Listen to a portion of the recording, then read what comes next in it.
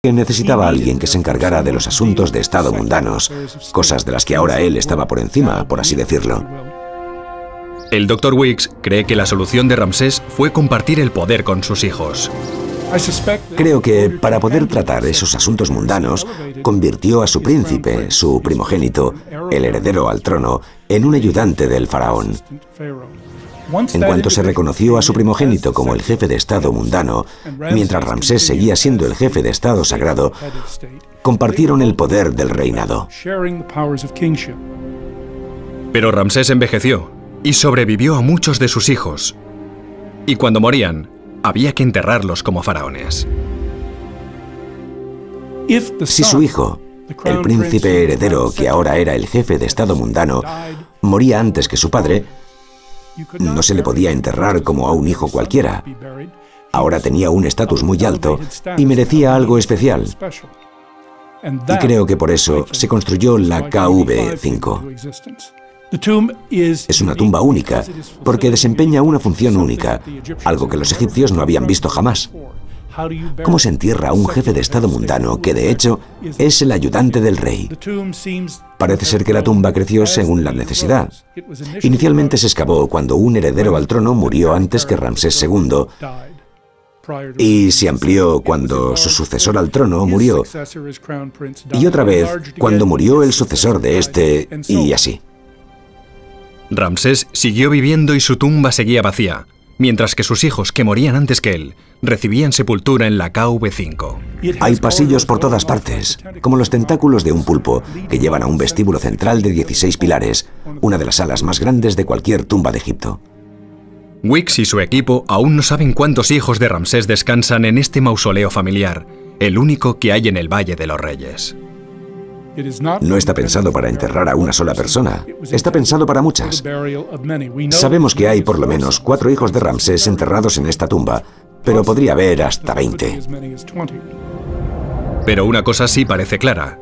Ramsés pagó un precio personal muy alto por vivir tantos años. No hay que olvidar que fue el 13º hijo de Ramsés el que le sobrevivió, y quién sabe cuántos hijos, nietos y quizá incluso bisnietos más murieron antes que el gran Ramsés II.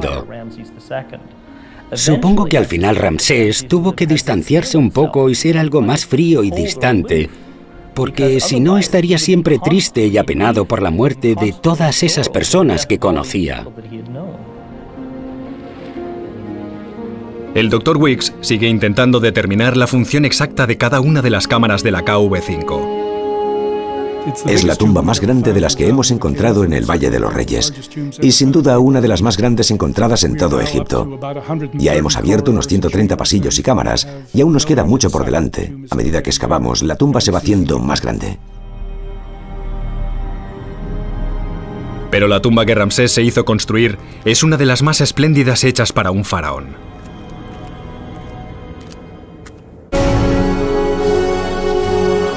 A finales del siglo XIII a.C., Ramsés el Grande llevaba más de 60 años en el trono. Había defendido su vasto imperio, había construido templos magníficos y se había elevado al estatus de Dios viviente. La realidad de su avanzada edad se escondía a muchos de sus súbditos que solamente veían su imagen divina. Ramsés fue mucho más allá que sus predecesores para convencer a Egipto de que era un dios. El papel de Dios viviente, al que se adora en la distancia, pero al que nadie se acerca demasiado, se convierte en la tapadera perfecta para un hombre pequeño y frágil. Pero ni siquiera el poderoso faraón podía evitar lo inevitable. En una época en la que la media de vida eran de unos 40 años, él vivió más del doble. Y hacia el año 1213 a.C., el hombre que había tenido un centenar de hijos murió a los 90 y pocos años. La muerte de Ramsés debió de ser un cataclismo para los antiguos egipcios, porque durante 3 o 4 generaciones había sido el único rey que habían conocido, así que su muerte debió de ser una dura sorpresa para todo el país. Tal y como mandaba la tradición, momificaron su cuerpo y lo enterraron en una tumba subterránea en el Valle de los Reyes. Habían empezado a construirla el segundo año de su reinado. Los obreros dedicaron 65 años a diseñarla y decorarla.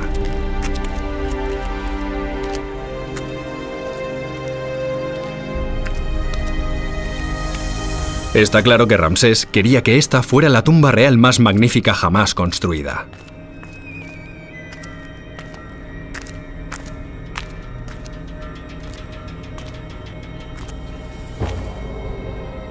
Dañada y expoliada a lo largo de los siglos, ahora parece más una cueva que una tumba.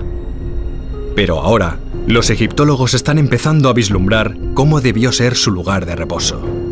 Como se puede ver, los muros han sufrido unos daños tremendos, probablemente debido al agua de las inundaciones. En un muro, vemos una pista de la magnificencia de la decoración original. Hay dos grupos de figuras que avanzan unas hacia otras.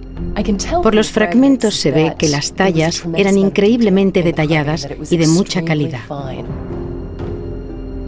Representaban al dios Sol reuniéndose con los muertos en la primera hora del viaje nocturno del dios Sol, el libro de las puertas. En los muros de algunas tumbas del Valle de los Reyes que se han conservado mejor, aparece el libro de las puertas, guiando a los faraones por los portales del más allá.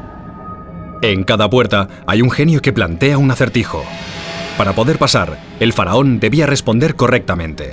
Si no, sería una catástrofe. Si sabía la respuesta, se abría la puerta y podía seguir. Si no sabía la respuesta, la puerta no se abría. El rey no podía pasar al más allá. No podía explicar a los dioses las necesidades que teníamos los simples mortales, y la existencia humana, tal y como la conocemos, habría desaparecido. Habría supuesto el fin del mundo. Era extremadamente importante que se excavara y se decorara la tumba tan meticulosamente como fuera posible para asegurar la continuidad de la humanidad, de la vida. Gran parte de la tumba de Ramsés debió de estar cubierta con dichos textos para que lo guiaran en su viaje y llena de pruebas materiales de su poder.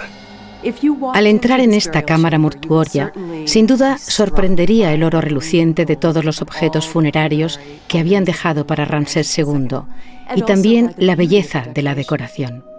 El tesoro descubierto en la tumba de Tutankamón da una pista del tipo de objetos valiosísimos que debieron de llenar la cámara mortuoria de Ramsés II, mucho más grande. Van desde la elaborada máscara mortuoria a muebles de oro cubiertos de joyas. Pero el objeto más magnífico de todos contenía al faraón en persona.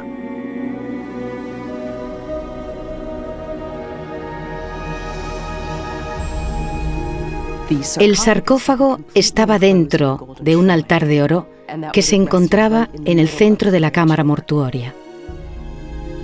Podemos imaginar que esta debió de ser una de las tumbas más magníficas que se construyó jamás en Egipto. Este fue el último legado de Ramsés. Una tumba impresionante para llevarlo hacia el más allá.